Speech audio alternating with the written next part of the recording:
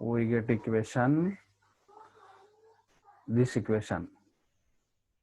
एक minute.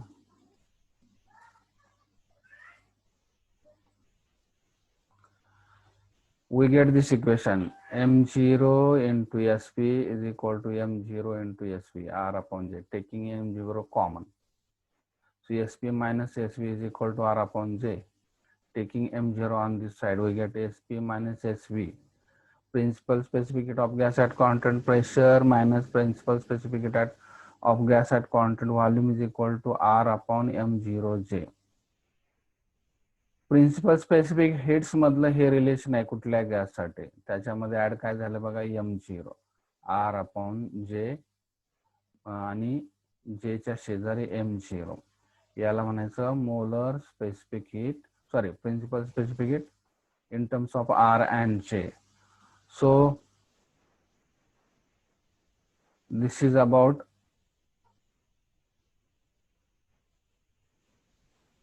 Mayer's relation. We want to see one video clip.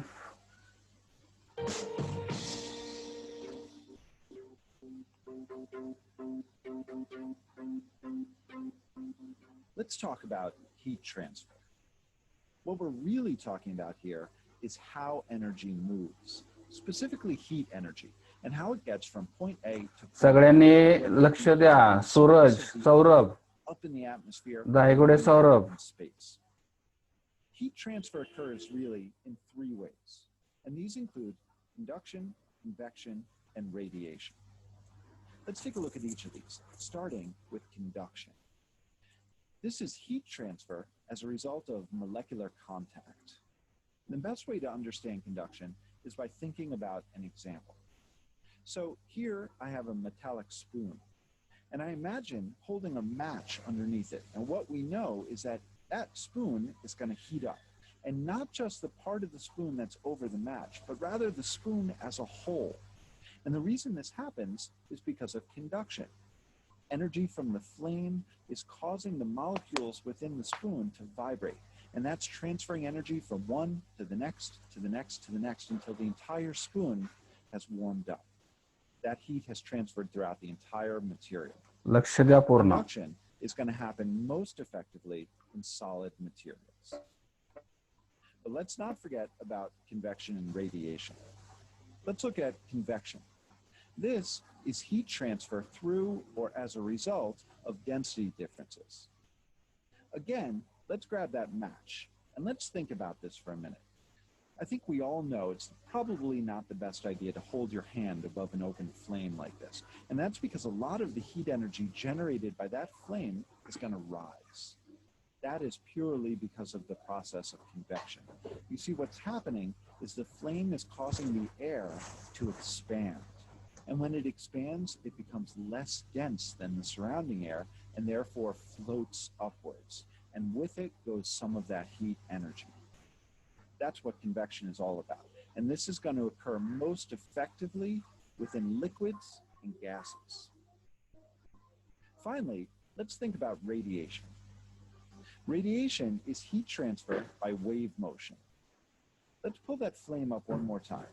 I think we know that because of convection, heat is going to rise, but it's also going to travel outwards in the form of waves of energy, electromagnetic waves. And that's the third type of heat transfer. Radiation is really interesting in that it doesn't need a material for it to travel. So this can occur out in open, empty space. In fact, this is how energy travels from Earth's sun to the surface of the Earth.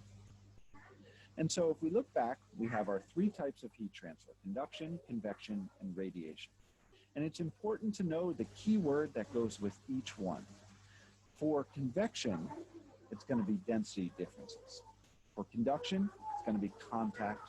And for radiation, it's going to be waves. We can sum all three types of heat transfer up in one diagram by looking at something as simple as a campfire. Imagine that you're camping and you hold a pot of water or stew above that flame. Well, right now in this one picture, we are seeing all three types of heat transfer take place. There's conduction happening as the flame is transferring energy directly to and throughout the pot as a result of molecular. Additionally, there's convection as heat from both the boiling pot and the flame itself is rising up as a result of density differences. And finally, there's radiation occurring all around the campfire as energy travels away from the flame in the form of electromagnetic waves. And that's a quick look at heat transfer.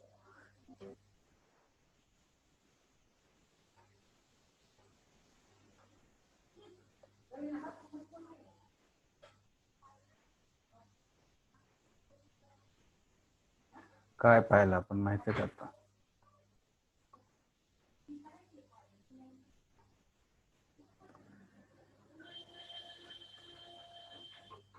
So we want to see next important part of this topic,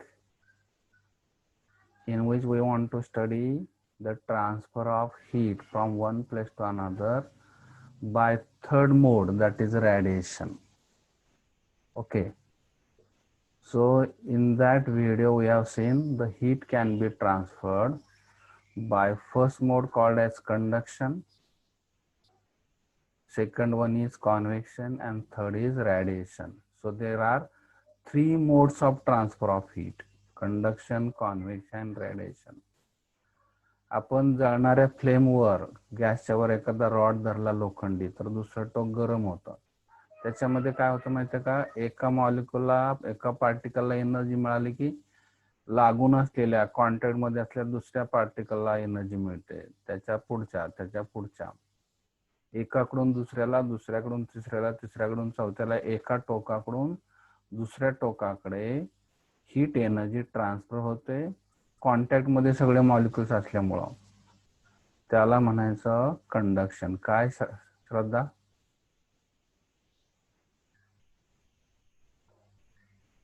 आवाज येत नाही? नाही sir. आवाज येत नाही का? नाही sir. काय? ओके, येतोय. ठीक आहे. चहा आपण उकळताना पाहिला असेल सगळ्यांनी. चहाचा पातेल्याच्या खाली फ्लेम असते गॅसची आणि वर चहा उकळताना दिसतो. पण बारकाने तुम्ही पाहिलं तर काय दिसेल तुम्हाला, की चहा उकळताना, पाणी उकळताना किंवा कुठलेही द्रव्य उकळताना खाली वर असं फिरत असतं. ज्याला एनर्जी पाहिजे ना तो मॉलिक्युल खाली जातोय, तळाला जाऊन एनर्जी घेतोय, हीट एनर्जी भांड्याच्या तळाकडून, आणि वर जाऊन थांबतोय, हलका होतो. म्हणजे डेन्सिटी मध्ये फरक असल्यामुळं प्रत्यक्षात एनर्जी घेण्यासाठी सोर्स पर्यंत जावं लागतं मॉलिक्युलला. त्याला आपण कॉन्व्हेक्शन म्हणतो. आणि तिसरा जो मोड आहे तो रॅडिएशन. म्हणजे आपण शेकोटी शेजारी बसलोय तर बाजूला बसतो आपण, तिथं काय रॉड पण असत नाही आणि वर पण हात धरलेला नसतो. आपण साईडला जरी बसलो तर आपल्याला उष्णता जाणवते. तर तो जो तिसरा प्रकार आहे ना रॅडिएशन, त्याच्यामध्ये हीट एनर्जी त्या सोर्स पासून तुम्हाला वेव्हच्या स्वरूपामध्ये प्राप्त होते. कुठल्या वेव्ह? Electromagnetic wave. आणि ही हीट ट्रान्सफर होताना मीडियमची आवश्यकता असत नाही. ह्या दोघांना आवश्यकता असते. कुठल्या दोन मोड्सला? कंडक्शन आणि कॉन्व्हेक्शन. कंडक्शन जनरली सॉलिड मध्ये घडतं, कॉन्व्हेक्शन हे लिक्विड आणि गॅस मध्ये घडतं, आणि रॅडिएशन साठी मीडियमची आवश्यकता नसते.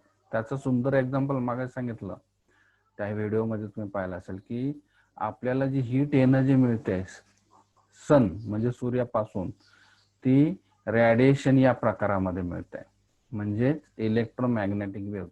आणि आपण जरी काचेच्या तावदानाच्या पलीकडे असलो तरी आपल्याला ती उष्णता जाणवते. कारण का?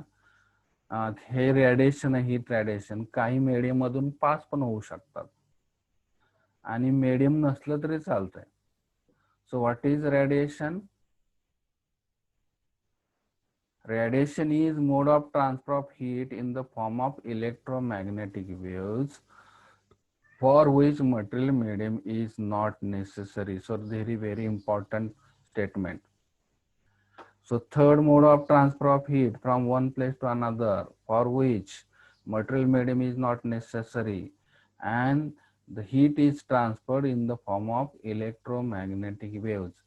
विद्युत चुंबकीय लहरींच्या स्वरूपामध्ये हीट एनर्जी मिळते आपल्याला सूर्यापासून. इव्हन तो शेकोटीपासून आपण दूर उभं राहिलो साईडला तरी आपल्याला ती एनर्जी प्राप्त होते थोड्या प्रमाणामध्ये. So medium is not necessary. Okay. Also we get light energy from the sun. सूर्यापासून आपल्याला दोन प्रकारची ऊर्जा प्राप्त होते, heat energy and light energy. So light also travels in the form of electromagnetic waves and it can travel through vacuum. सूर्य आणि पृथ्वी याच्यामध्ये कुठलंच मीडियम नाहीये, व्हॅक्यूम आहे, फ्री स्पेस आहे, तरी आपल्याला हीट एनर्जी आणि लाईट एनर्जी प्राप्त होते. कारण का, तो जो प्रकार आहे हीट ट्रान्सफर होण्याचा त्याला रेडिएशन असं म्हणतात. त्याचं वैशिष्ट्य काय आहे, ही सगळ्यात फास्टेस्ट मोड आहे, fastest mode of transfer of heat. कोणता सगळ्यात स्लो कुठला माहिती आहे का, कंडक्शन. रॉडचं एक टोक गरम झाल्यानंतर थोड्या वेळानं दुसरं टोक गरम होईल, वॉर्म होईल. त्याच्यापेक्षा जलद आहे कॉन्व्हेक्शन मेथड आणि सगळ्यात जलद आहे रेडिएशन मोड. बघा, सूर्य उगवला की आपल्याला लाईट आणि हीट एनर्जी मिळते लगेच. त्यामुळे रेडिएशन ही कशी आहे, आता कित्येक किलोमीटर, कोट्यावधी किलोमीटर अंतर आहे आपल्या सूर्य आणि पृथ्वी याच्यामध्ये, तरी तात्काळ एनर्जी आपल्याला उपलब्ध होते. किती स्पीड असते माहितीये का त्याचं, स्पेसमध्ये 3 × 10⁸ मीटर पर सेकंद. लक्षात राहील का बघा. Electromagnetic waves travel through vacuum with the speed 3 × 10⁸ meter per second. Okay, so we want one statement. Transfer of heat energy by radiation is possible through vacuum as well as through material medium which is transparent to this radiation.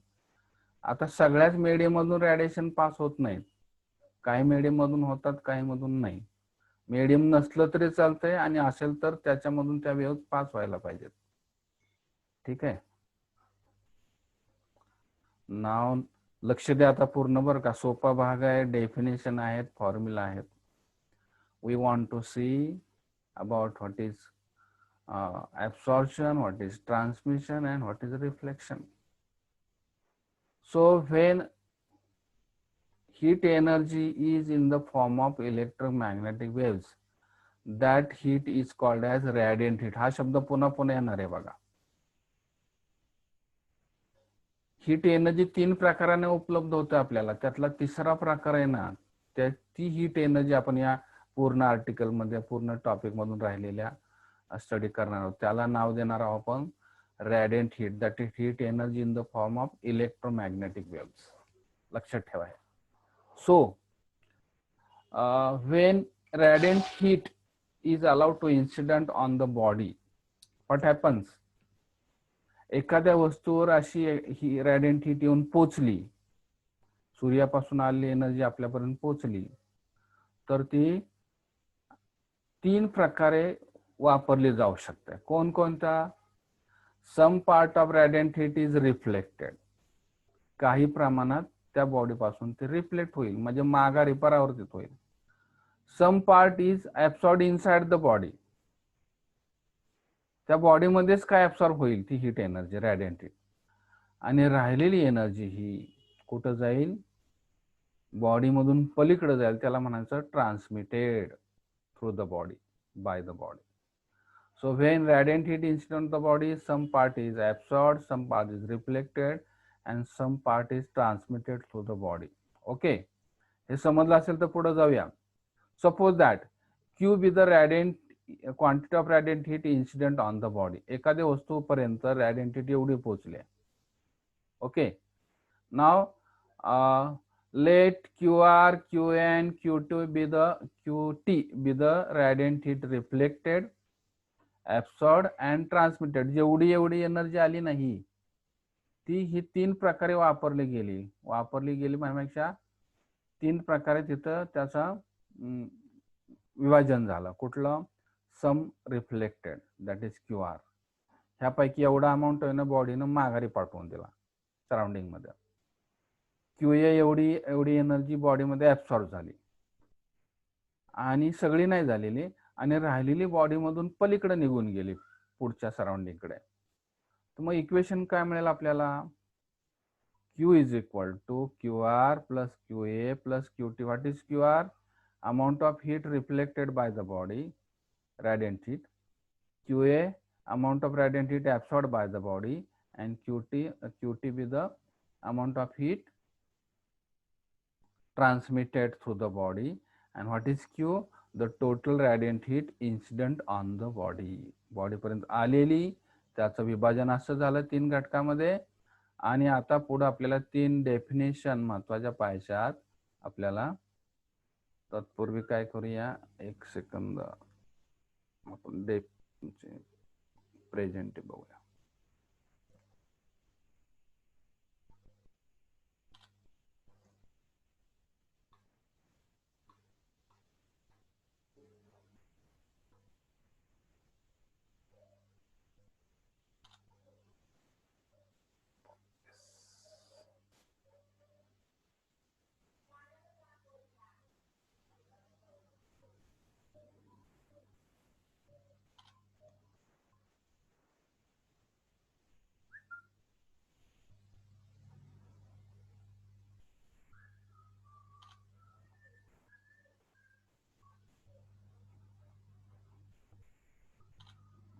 Okay.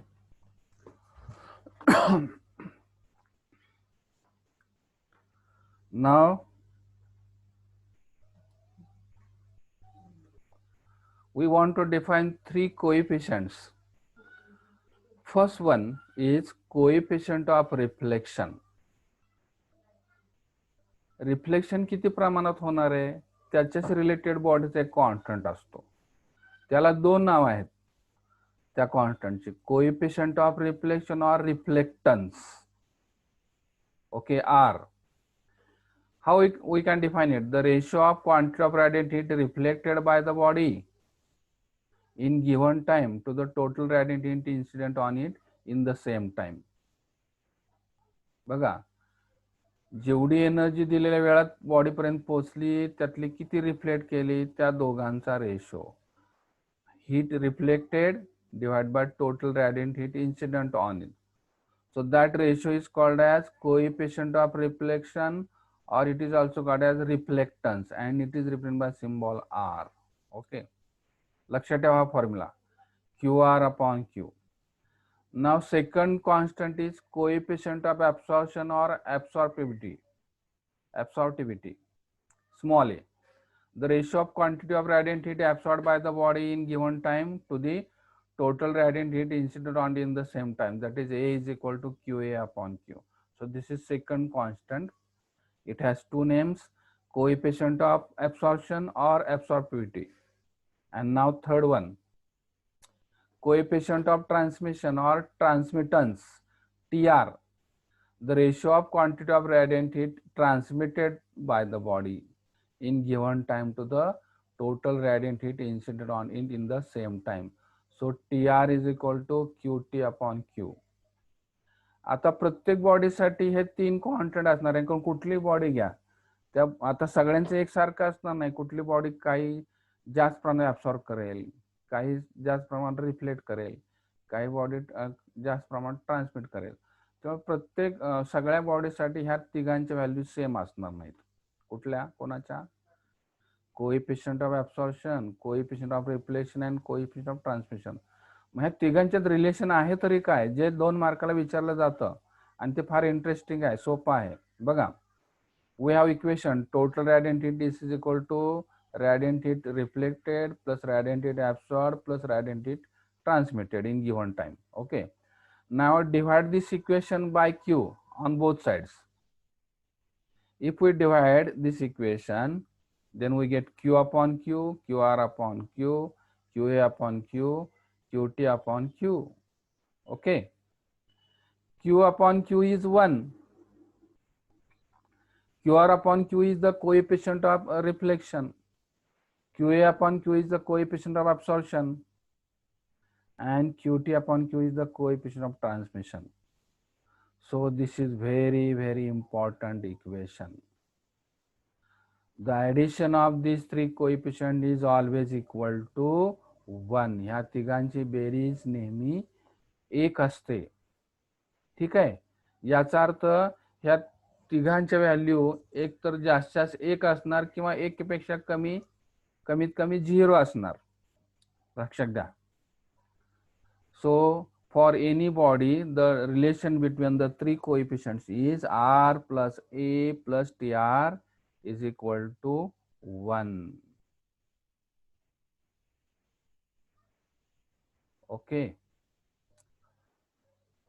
मग आता आपल्याला वेगवेगळ्या बॉडींचा थोडी चर्चा करायची. बघा, we want to define diathermanous body. बघा इकडे लक्ष द्या. डेफिनेशन विचारतात 1 मार्काला. What is diathermanous body? A body which transmits radiant heat through it is called as dithermalous body. ज्या बॉडी मधून हीट ट्रान्समिट होऊ शकते म्हणजे पलीकडे जाऊ शकते. मागाशी मी तुम्हाला सांगितलं की काचेच्या तावदानातून हीट एनर्जी पलीकडे जाणवू शकते, म्हणजे ग्लास हे डायथर्मल बॉडी आहे. रॉक सॉल्ट हे दुसरं आहे. Quartz, oxygen, hydrogen, these are examples of diathermanous body. एक्झाम्पलचे लक्षात ठेवा. Glass, rock salt, quartz, oxygen, hydrogen. आता ज्याच्यामधून ट्रान्समिट होत नाही त्याला काय म्हणायचं? तर त्याला म्हणायचं अथर्मनस बॉडी. ज्याच्यामधून ही ट्रान्समिट होऊ शकते, बेस्ट एक्झाम्पल कुठलं तर ग्लास लक्षात ठेवा. तर ज्याच्यामधून ही ट्रान्समिट होऊ शकत नाही रॅडियंट हीट, त्याला म्हणायचं अथर्मनस body. A body which does not transmit radiant heat through it is called as a thermalous body. ठीक आहे. कशामधून पास होऊ शकत नाही? वूड मधून. Iron, copper, water, lamp black म्हणजे दिव्याची काजळी आहे ना, त्याला लॅम्प ब्लॅक म्हणतात. कॉपर, वॉटर, आयर्न, वूड तुम्हाला माहिती आहे. ह्या सगळ्या बॉडींचं वैशिष्ट्य काय आहे? याच्यामधून हीट पलीकडे जाऊ शकत नाही, म्हणून त्याला म्हणायचं अथर्मनस बॉडी. ओके. आणि ज्याच्यामधून हीट ट्रान्समिट होऊ शकते त्याला काय म्हणायचं? डायथर्मनस बॉडी. मी विचारणार आहे तुम्हाला आता, हे ब्रेक होणार आहे आता 30 सेकंदामध्ये. पुन्हा जॉईन झाले तर हे तुम्हाला डेफिनेशन विचारणार आहे मी. आणि diathermanous body, a body which does not transmit radiant heat through it, and which transmits radiant through it. And a thermal body, a body which does not transmit radiant through it is called as a thermal body. For dithermal body, examples are glass, oxygen, hydrogen. Then for a thermal body, that is heat cannot transmit through it, wood, iron, copper, water, lamp black, etc. आता जर heat energy पलीकडे जात नाही तर पलीकडे जाणाऱ्या हीटला आपण cutie असं म्हणतो. बघा, क्यूटी 0 असेल